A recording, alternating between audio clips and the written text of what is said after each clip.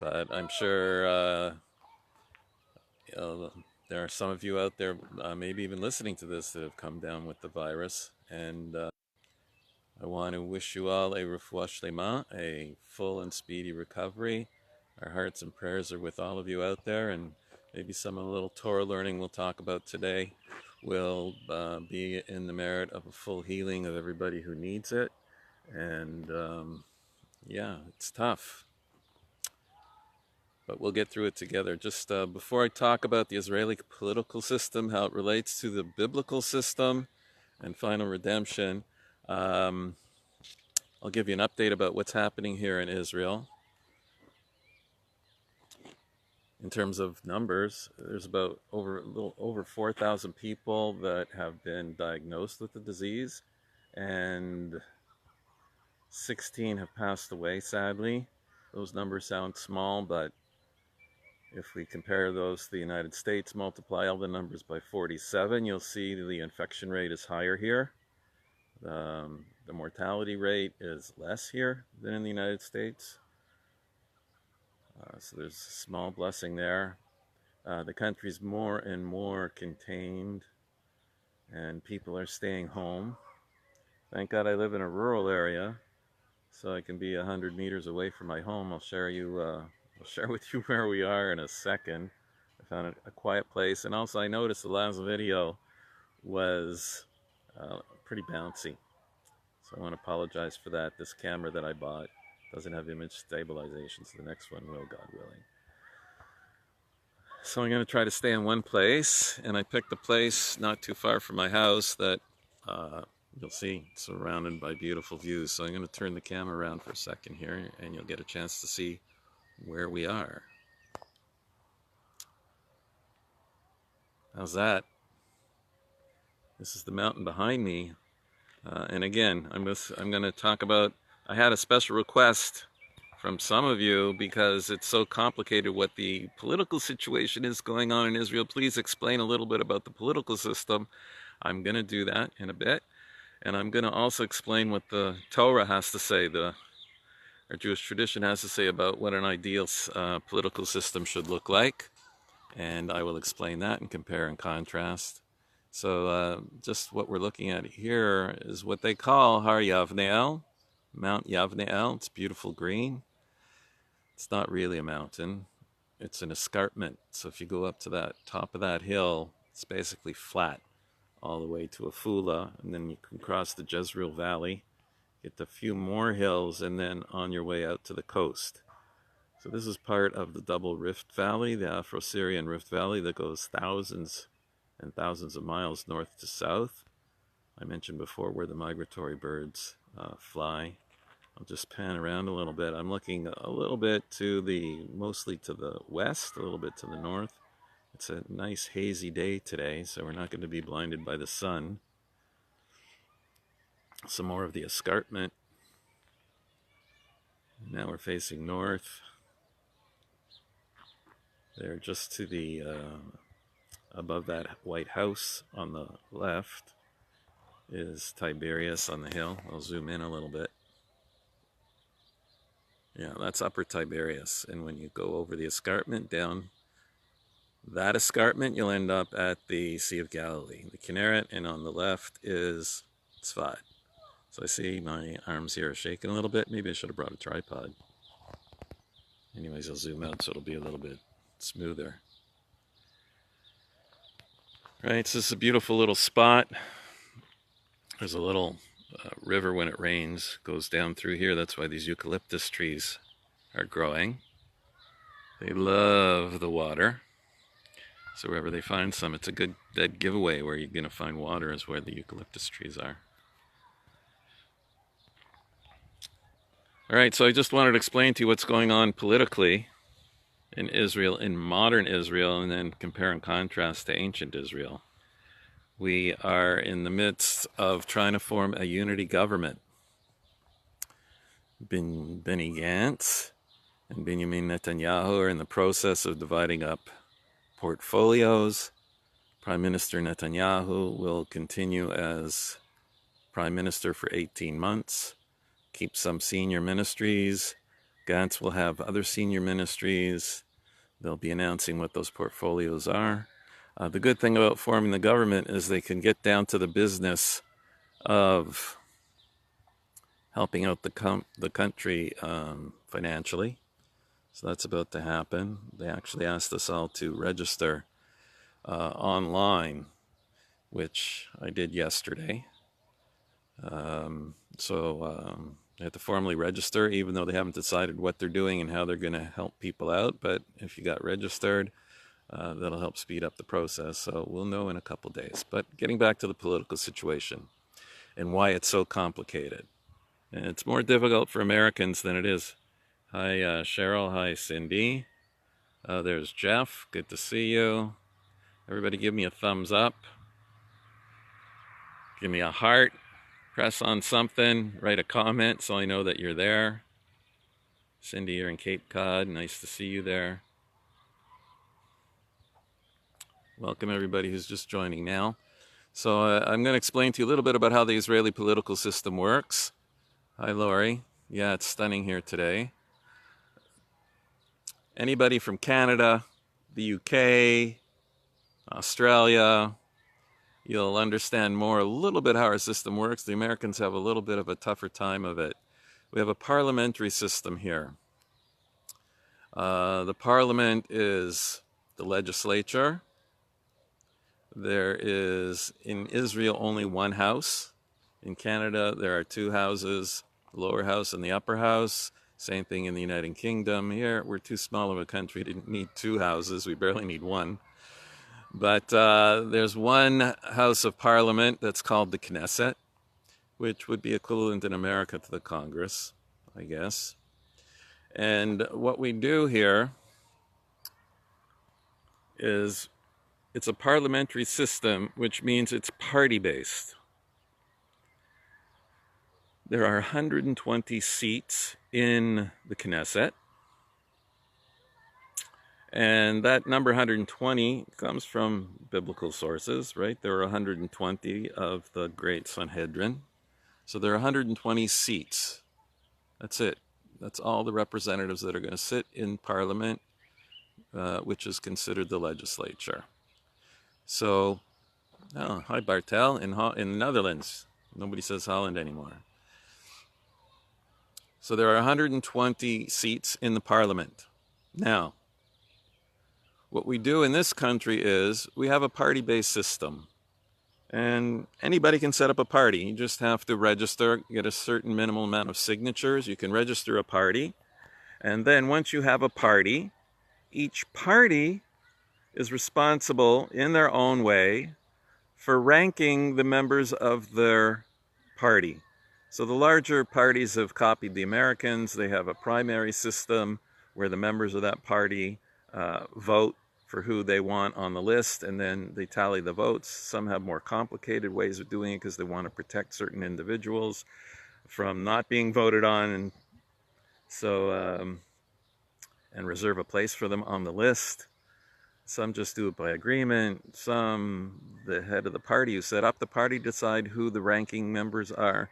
So each party has their own specific way before an election of ranking their party members from 1 to 20, 30, however many they think they might have a chance of winning in the parliament.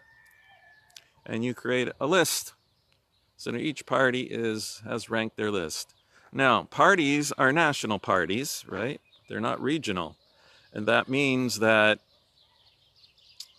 there's no regional representation in this country, like there would be in Canada. Canada, you'd vote for your own riding, or in the United States, you'd vote for your own state or local representative who would worry about your own regional needs. It doesn't work that way in Israel. Each party is a national party. Then, during the election, what happens is, now you can have dozens and dozens of parties, as long as you met that minimum threshold. I don't know how many tens of thousands of signatures it is. It's not a lot. So everybody who gets the minimum amount of signatures can run in the national elections. So what happens, they have the national elections. People only vote for the party. We do not vote for prime minister. We only vote for the party. And once they have the national elections, they distribute the seats in the Knesset, the 120 seats, according to the popular vote.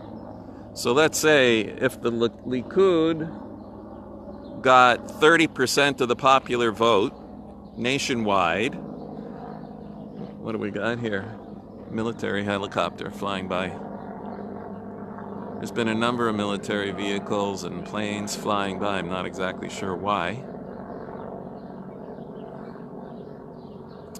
So let's say Likud, a big party, got 30% of the popular vote. Then they would be assigned 30 seats in the Knesset. So if there's 120 seats, 30% would be 36 seats.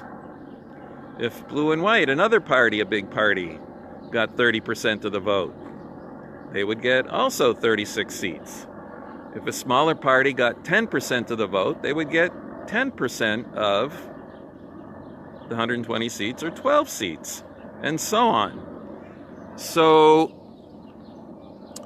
even a small party could potentially get a minimum threshold.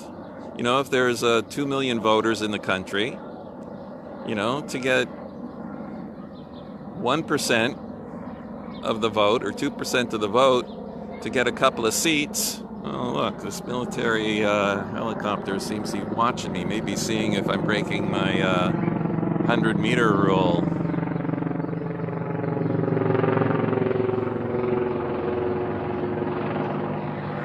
Seems to be looking at me.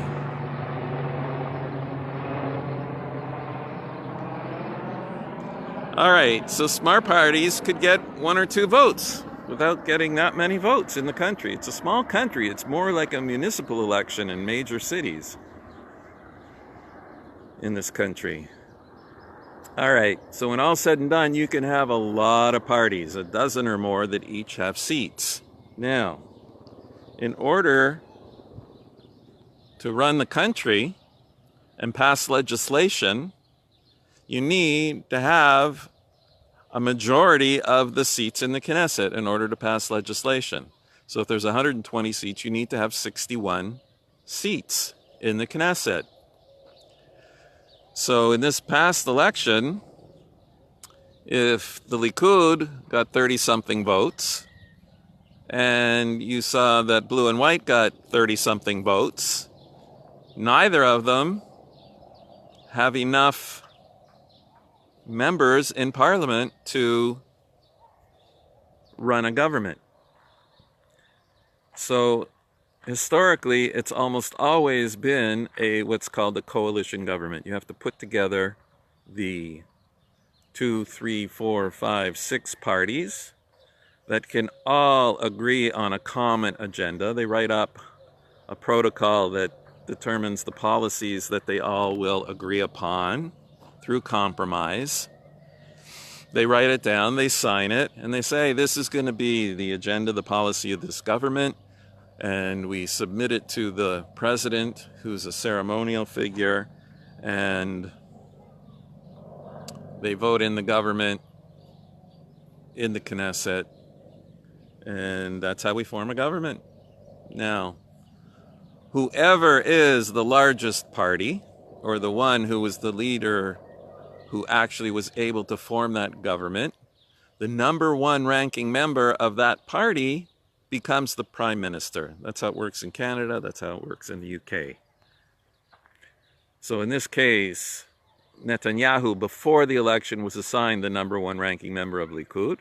Benny Gantz was assigned the number 1 ranking member of his party. And that's why it was advertised those are the people competing for prime minister. They weren't competing for prime minister. Their parties were competing for who's going to control the government. So right now, there was a stalemate. We saw that neither side, with their policies, one side anybody but Bibi. They didn't want Netanyahu to be the prime minister, so they were holding out. And so they, anybody but Bibi. So the right wing and Netanyahu didn't have enough seats to form a government, couldn't get 61 people together. And so did the opposition. They couldn't get 61 together. So finally, Benny Gantz broke down, and he decided to join Netanyahu, and now we're on our way to having a majority, a coalition government that's going to have 70, 78, who knows how many seats. We'll know in the next day or so. Now, that's the Knesset. The head of the biggest party becomes the prime minister, and that's the executive branch. So it's a little complicated. So there's the executive branch, which is led by the prime minister and his government. There's the Knesset, which is the parliament, which is the legislature. And then we have the judiciary, the justice system, with the Supreme Court and the Supreme Court justice. Those are the three branches of the government. We have a very activist Supreme Court in Israel, got involved in politics last week, created what they call the constitutional crisis, but there can't be. There can't be a constitutional crisis. Anybody know why there can't be a constitutional crisis in Israel? Quickly. Yeah, the reason why there can't be a constitutional crisis in Israel is because there's no constitution. Yeah, Benny Gantz decided for the sake of the country not to stand on principles that were decided when everybody was healthy, and said because of the emergency, those principles that we said anybody but Bibi are irrelevant in the face of this economic and health disaster, and therefore that takes precedence, and we can stand on principles after the crisis is over. Correct. So he and 16 of his colleagues broke away to join the 30-something of the Likud, plus the Likud's natural partners who will have to make some compromises is to pacify Gantz, and that's how we're making the government. But the reason why we said momentarily there's no constitution, because no constitutional crisis, because there's no constitution. Now you have to ask yourself, why is there no constitution? Meaning, country's over 70 years old, born in 1948. Why is there no constitution? Anybody know why there is no constitution? There's no constitution because, think about it. What is a constitution? A constitution are the underwriting principles from which you will derive your day-to-day law. Is that correct? In America, the Constitution is the rule of thumb where you derive your law. Anything that contradicts the Constitution is illegal. Laws have to emanate from the Constitution or not contradict the Constitution. So why do we not have a man-made Constitution in this country? Why did nobody take the trouble to draw one up in 70 years? Well, we're the Jewish state, right? So as the Jewish state, we've got a constitution. The Torah technically is our constitution. And the oral law is our legal code, right? Through 3,300 years, all the applications of the law based on the principles as outlined in the Torah, or the oral law, the 613 commandments. The 613 commandments are our constitutional principles. And from that, all of day-to-day law can be derived. And if anybody's seen anything about the Talmud, you'll see the Talmud's full of civil law, criminal law, everything that you could imagine. So, even the secular part of the country had a hard time wanting to go to war with the religious part of the country to say we're going to make a man-made constitution for the state of Israel. So we don't have one. What has happened is they've passed some what they call basic laws over the years, freedom of conducting business, certain things that you would compare to Bill of Rights in America, and they pass them as basic laws which require a super majority to overturn in lieu of a constitution. Now the problem with some of those basic laws are that they don't reflect actual Torah principles, but because they weren't articulated as a constitution, meaning, and it was one by one and not in one fell swoop, more and more there's been a de facto constitution been created out of basic laws.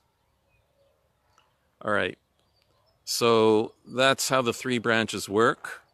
There's supposed to be a separation of checks and balances through the Supreme Court, the legislature, and the executive branch.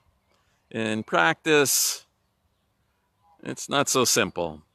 And part of the problem is that the way the state was created and the way the legal system works, it created a problem, because when the Jews started coming back in the modern era in the 18th century and then through the 19th century, it's mostly religious Jews coming back then. Then in the late 19th century, secular Zionism started up, and you started to have large numbers of secular Jews coming, who had a different value system. We all came back to this one place before the state was created. Before the state was created, at first there was the Turks. This valley, the Yavneel Valley in front of us, was owned by the Turks, the Turkish emperor, and it was bought by Baron Rothschild, Benjamin Rothschild, the whole Yavneel Valley here, to set up an agricultural settlement, Yavnea, which was founded in 1901. That's where we are right now. And actually, this fellow here in front of me, this house here, or one of his grandfathers, was one of the original settlers in 1901. But that was under the Ottoman Turks.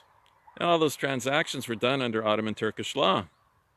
Then what happened is, after World War I in 1922, the mandate for Palestine to ultimately create a Jewish state was given to the British. The British army took over, and what do you think they did? They had to rule. How did they rule? Well, they ruled according to British common law, but there were some precedents in Turkish law. So there was a hodgepodge of Turkish law and British common law. And then, in 1948, when the state was established, we took over, and they had to start operating a court system right away. And what did they need to use as precedents? Well, they had Turkish law, British common law. They saw some American stuff they liked, used some of that, passed some basic laws, came a whole hodgepodge. On the other hand, they did set up what's called a department in Hebrew University called Chok Ivri, Hebrew law. And technically, before they would actually pass any legislation, they would send it up there to see if the proposed law was consistent with Torah. And the people up there would decide yes or no, and they would send back their answer, and basically it would get ignored. Meaning, if it was consistent with Torah law, they'd pass it, and if it wasn't, they'd pass it anyway. So that's basically the system that we have in place, and it's complicated. Now, what's the ideal system? You know, everybody's complaining we should be able to vote for the prime minister, and Supreme Court justices are appointed, and we're voting for members of Knesset. Now, if you see, there are 15 members of the Knesset that have Arab parties, non-Jews. Within each party, there are lots of people. There are Druze, there are lots of non-Jews in the parties, blue and white. The Likud even have non-Jews on their lists that are sitting members of the parliament. So right now you have about 20 or more % of the members of the Knesset aren't Jewish, at least that, maybe more. And what are they doing? They're setting law for the Jewish state. Does that make sense? Does it make sense that non-Jews are passing laws for the Jewish state? Doesn't make sense. But that's the reality that we've inherited.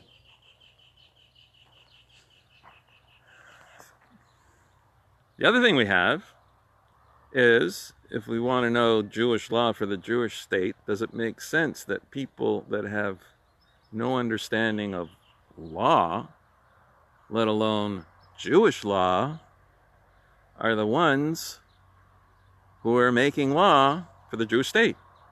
That also doesn't make sense. So who should be the ones? So in the biblical system, how's it work in the biblical system?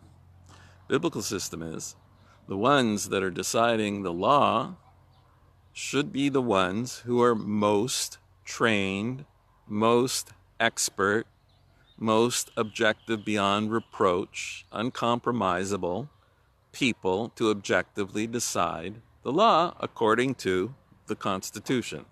That's the biblical system. The biblical system is as God revealed his will at Sinai. We say there's 613 general principles. They need to be applied.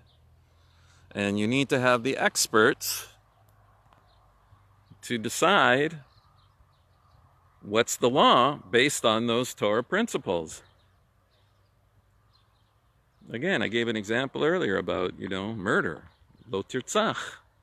Don't murder. Well, that's complicated. What becomes justifiable homicide as opposed to premeditated murder? It's a very complex thing. Sometimes I watch the American system where you're judged by your peers. There's a jury of your peers.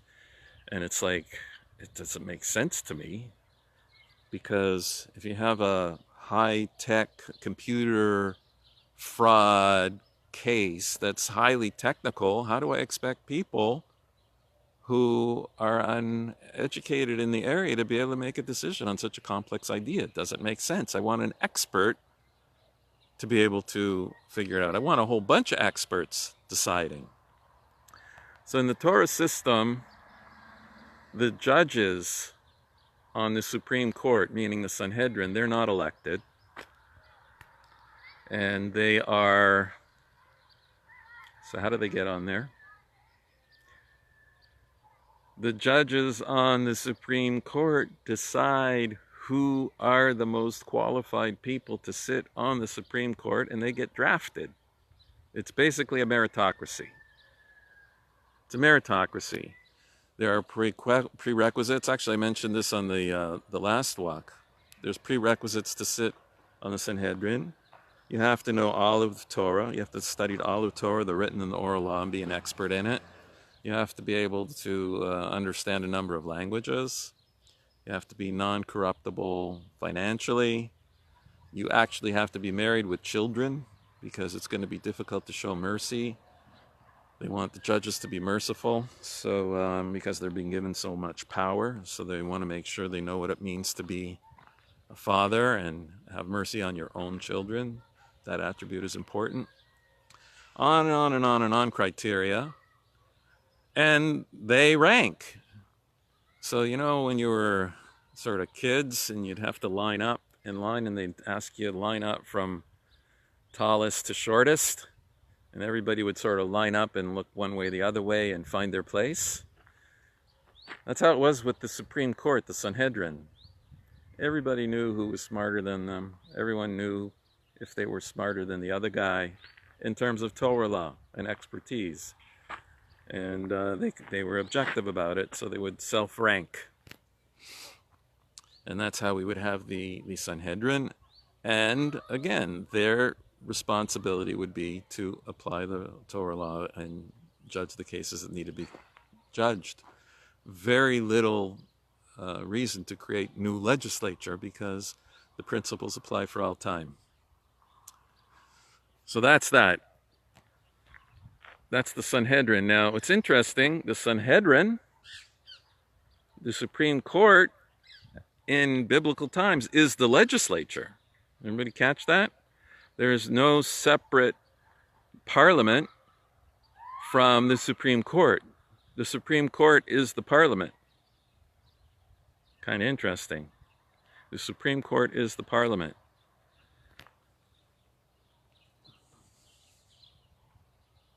Now, the second part of the government is the executive branch. Somebody got to build the roads. Somebody's got to be responsible for fighting the wars. Somebody's got to be responsible for dealing with the coronavirus. So that's the executive branch. The executive branch is led by whom? The king, the melech.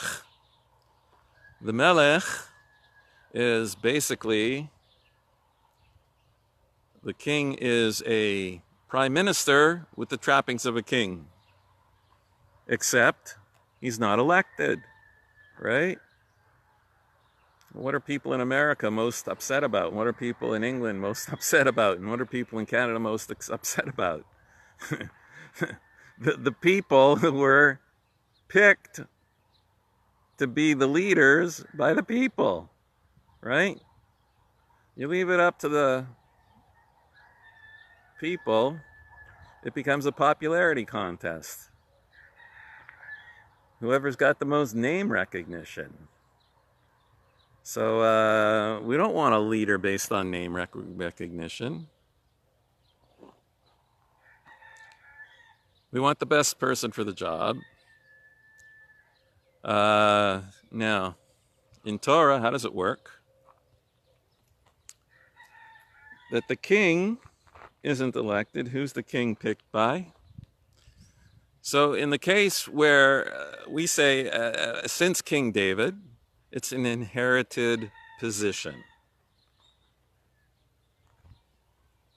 The king is transmitted through the laws of inheritance to the next in line, who would be the Bechor, right? Remember we were talking about the Bechor, the firstborn son? Except, there's always an except. Just like we saw with Esav and Yaakov, if the firstborn son isn't committed to Torah and Torah values, you skip over him. That's what happened with Esav, and we ended up with Yaakov, correct? Correct. It's the same thing. So even in somebody like King David's position, you might have a son that wants to murder you. That's not very good, is it, right? Going to get skipped over, which he did. And King Solomon ended up being crowned king. Now, we say it's an inherited position, except the king has to be committed to Torah values and implementing them. And the king has to see himself as the servant of the people. He's serving a function. And in order to remind him of that, there's a special halacha, special law in Torah. Maimonides brings it down in his book, the Mishnah Torah.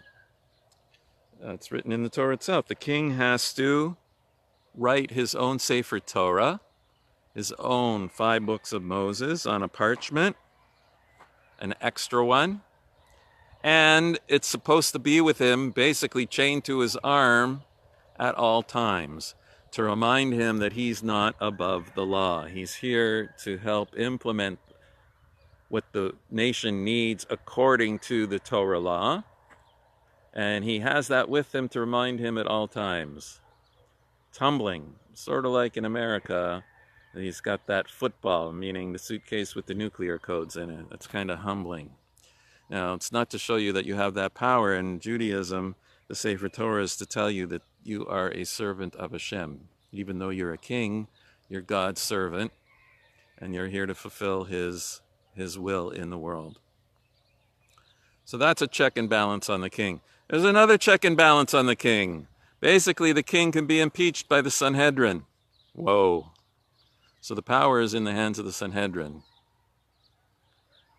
The other thing is, if there's a break in the chain, like in the case of King Solomon, where the firstborn had to get skipped over, even though he was the firstborn of another wife, or in the case of the Hasmoneans, where they rose up and they had to take control from the Greeks, and they were from the Levites, the priestly family, and they weren't in line. So somebody other than the line of David can become temporary kings and create a temporary dynasty, but it will only be temporary as long as it's with the consensus of the people. The people accept that person to be their leader. And at that point, they have to be anointed. So that's where the word Mashiach comes from. Mashiach, limshoach, mishcha means oil. And Mashiach simply means anointed. So if a son who's a prince, who's the direct next in line from the king, inherited the throne in the line of David, and there's no reason not to, he automatically becomes the king without being anointed. The anointing ceremony is only needed if there's a contention amongst the brothers, or if it's from a person from the tribe of Yehuda, like it was during the Hasmonean period. And the process of coronating or making the king is through the anointing process. Limshoach. We have to put some oil on his forehead, right? Like this, over here. So they would anoint the king, and that's why he's the Melech Mashiach. He's the anointed king, king of flesh and blood. That's the concept of Mashiach in Judaism and Torah. Melech Mashiach simply means the anointed king. When we have a break in the line of King David and we have to restart it, we anoint somebody. Now, who does the anointing? There's another thing we need to have happen here. The prophet is the one who anoints the king. You need to have a prophet, right? We talk about Eliyahu Navi, Elijah the prophet. You have to have a prophet, just like Shmuel Hanavi. Samuel was the prophet, and he anointed King David. So we have a person of flesh and blood who is an established, qualified, recognized prophet, is the one who determines and anoints the actual king of Israel. So you might ask yourself, okay, what do we do today? What do we do in our day and age? How are we going to get a king? So on one hand, technically, if you have the entire nation all agreeing they want somebody to be their leader and he fulfills the criteria, that person becomes the king. Unless he's anointed by a prophet, it's a question whether he can have the trappings of a king and certain privileges of a king, like the crown, etc., and some other things. You have some extra authorities that he can have. But you could have that technically, but we need to have a prophet. So some people are mistaken, and they think that prophecy is a happening. Prophecy's not a happening. You can't have anybody just saying, God spoke to me last night in a dream, and he said, I'm the king. Can't do that. Or you can't say, God spoke to me last night. Some barber says, God spoke to me last night. And he says, Benny Gantz is the king. It doesn't work that way. So just like we had members of the Sanhedrin have to have criteria for being a member of the Sanhedrin, there are criteria to being a prophet. It's not a happening, people. So prophet has to have prerequisites. They have to know all of Torah. They have to have sterling character. Then they have to go into training. Then they have to come before the Sanhedrin. Because the Sanhedrin, the Supreme Court, is the one who's going to decide, has a person fulfilled the requirements of being a prophet? Without that happening, you can't claim that you're a prophet. Sorry, people. So, the Sanhedrin determines if somebody is an official prophet. That prophet is the one who anoints the candidate who's coming from the line of David, or if not, temporarily from another clan or another tribe. And that's how they become the king. That's it. Now you say, well, wait a second. So how do we have the prophet? The only way we can have a prophet is we have to have a Sanhedrin. So how do we have a Sanhedrin? How are we going to get a Sanhedrin and have all this happening? So there's laws about that. How do you set up a Sanhedrin? So what happens is three men, three great rabbis of the generation, who are universally recognized by the people who appreciate Torah, recognize them as being the leading authorities in the generation. They get together and they say, we are forming a Sanhedrin. That's it. And a Sanhedrin is formed. The greatest sages of the generation. Now, in Torah Judaism, we have big questions, whether it's artificial insemination, end-of-life issues, like we're dealing with Corona now. How do you deal in hospitals where you have limited resources of respirators and you have people coming in of different stages of health and different ages? These questions get asked, these kinds of questions get asked all the time of the leading sages. Now, how do you decide who's the leading sage? People go and ask the questions, and you can't just answer yes or no. It's more like law school. You have to give a written answer that's documented with sources to show why you believe so. Now, in Israel, amongst the Jewish people, historically, we believed in universal education. Everybody knew how to read. Everybody is obligated to study and to learn the Torah. So all these published responsa, legal answers, get published and people read them. And you know what? People say, this guy knows what he's talking about, and this guy's answer is way better than that guy's answer. Pretty soon it gets pretty clear, and all of a sudden everybody starts going to the leading authority of the generation. So everybody knows who the leading authorities are. Not because they just said so and it's favoritism and I belong to your brand of Hasidism. It's because there's written evidence to document, is he the sagest of the sages of the generation? That's what it's all about. We want to trust people who know what they are doing, objectively. I just want to share a little anecdote. I'm going on pretty long, but I guess everybody's locked up. How you doing? Everybody thumbs up if you're hanging in there. In the 80s, there was the greatest halachic decider of the generation in America. His name was Rabbi Moshe Feinstein. And he was the greatest authority in the generation. He actually died on Purim in New York, in the Lower East Side. He lived in a small apartment, innocuous, very short fellow. He had 300,000 people, 300,000 people at his funeral on Purim in New York. They flew his body to Israel to be buried here in Jerusalem. It was Friday morning. It was at Purim in Jerusalem, and another 150,000 people showed up at his funeral here in Israel.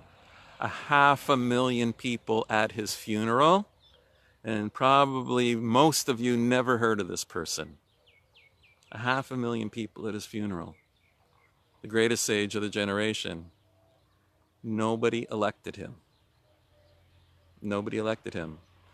And people from all branches of Judaism, whether they're Sephardic, whether they were Ashkenaz, whether they're Hasidic, Lithuanian, didn't matter.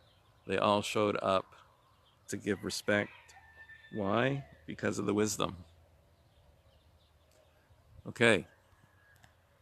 And as a matter of fact, I was talking about there's requirements and criteria for being a member of the Sanhedrin, and there are physical things that could happen to you that would remove you from being the Sanhedrin. So he once had a need to get some elective surgery, and before he went to get the surgery, he had to decide whether that having that surgery would puzzle him, meaning negate him from serving on any Sanhedrin should it happen.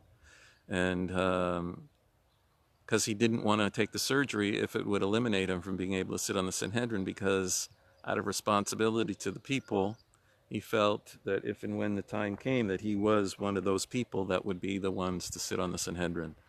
So he actually had the surgery.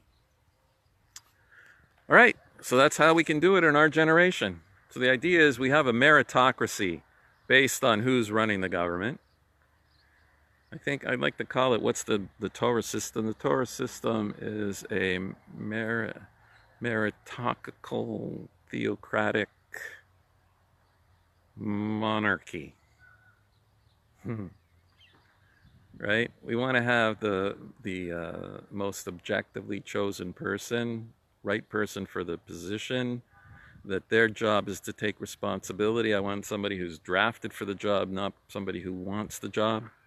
You know, when it comes to politics, somebody to take responsibility and authority, you don't want somebody who wants the job sitting in that position. That's dangerous. I don't want an egomaniac who's doing it for self-aggrandizement to take the job. That's the problem with an electoral system. It's the people who don't want the job that I want to draft for the position. So that's how the system should be, and it could be. I've been talking for a long time. What I want to share with you, I'm going to share with you next time, I think. I'm going to share with you how we are getting closer and closer to that all the events of these times are leading us closer and closer to that, and what's happening right now in terms of the divide in the nation between 50% being on the left, Israel being headquartered in Tel Aviv, represented by Benny Gantz, and 50% of the country on the right being represented by Jerusalem and Netanyahu, is very reminiscent of the divided kingdom between Israel and Judah, Israel and Yehuda.